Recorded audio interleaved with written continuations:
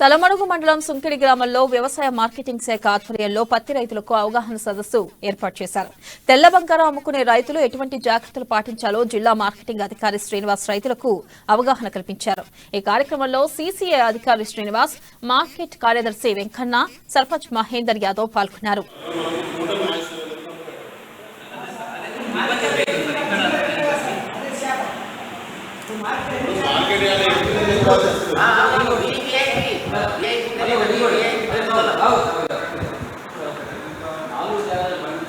కొన్ని రైతు వేదికల వద్ద రైతులకు అవగాహన కల్పించడం జరుగుతుంది.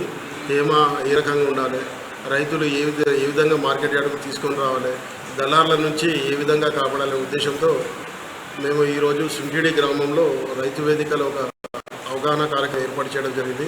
ఇందులో గ్రామ సర్పంచ్ గారు, ఏఓ గారు, మా సెక్రటరీ గారు, సీసీఐ అధికారి కూడా పాల్గొనడం జరిగింది. ముఖ్యంగా రైతులు మార్కెట్ యార్డుకు వచ్చేటప్పుడు 8 నుంచి 12% తేమ ఉండేటట్టు తీసుకొని వస్తే